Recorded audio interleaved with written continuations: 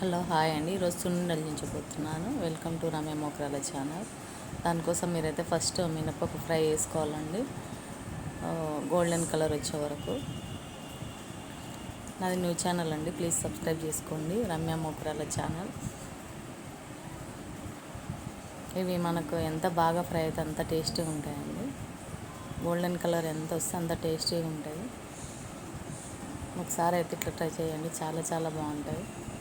నేను దీంట్లో పప్పుల పౌడర్ తర్వాత కొబ్బరి కూడా వేస్తానండి, చాలా టేస్టీగా ఉంటాయి.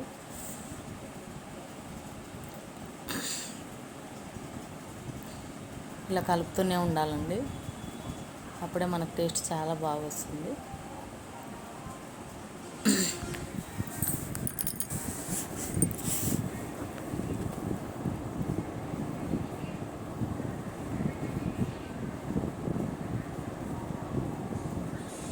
నాది న్యూ ఛానల్ అండి, ప్లీజ్ సబ్స్క్రైబ్ చేసుకోండి.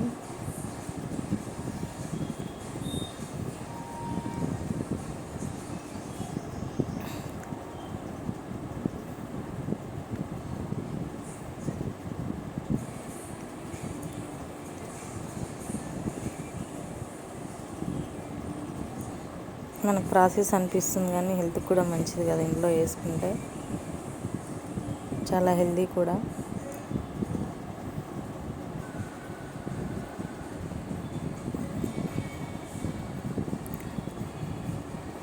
బ్రౌన్ కలర్ అది గోల్డెన్ కలర్ వచ్చేస్తున్నాయండి.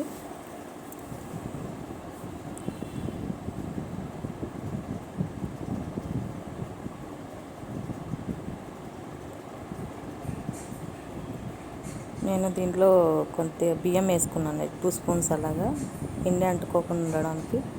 ఇప్పుడు ఇవి కూడా ఒక 2 నుంచి 3 మినిట్స్ ఫ్రై చేసుకోవాలండి. ఇదంతా మీడియం ఫ్లేమ్లోనే వేసుకోవాలి.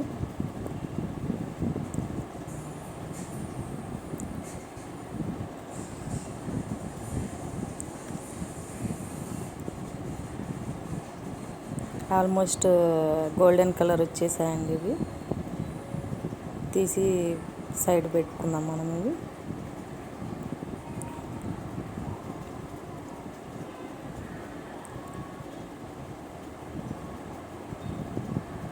చాలా అంటే చాలా టేస్టీగా ఉన్నాయండి.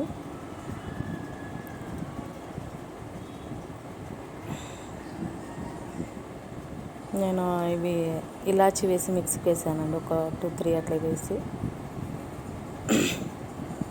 ఇది కొబ్బరి అండి, ఇందాక చెప్పాను కదా, ఇది పుట్నాల పప్పు అండి. ఇవన్నీ పొడులు చేసుకున్న ఒక ప్లేట్లో పోసుకున్నానండి నేను. ఇది ఇందాక మినప్పప్పు తర్వాత బియ్యం అవి ఫ్రై చేసిన కదా, ఆ పౌడర్ అండి. అది పౌడర్ వేసేసి మళ్ళీ ఇట్లా బెల్లం వేసానండి. అది బాగా పౌడర్ ఎంత స్మూత్గా అయిన తర్వాత బెల్లం కూడా వేసి మిక్సీ పట్టానండి.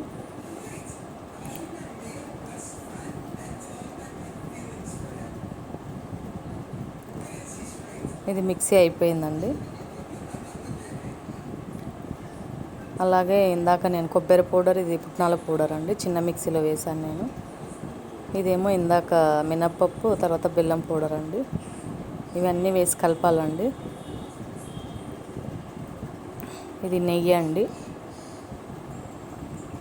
మీకు కావాల్సిన ఆప్షనల్ అండి, ఎక్కువ వేసుకోండి. నేను మామూలుగా మీడియం వేసాను నేను. ఇది వేసి బాగా కలపాలండి.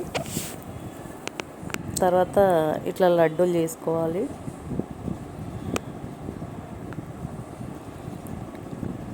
టేస్ట్ వైజ్ అయితే చాలా అంటే చాలా బాగున్నాయి, ఒకసారి ట్రై చేసుకోండి.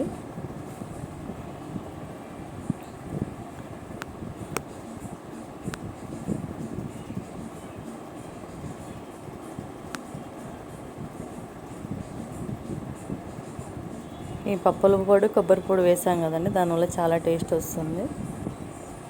సున్నుండలు రెడీ అండి.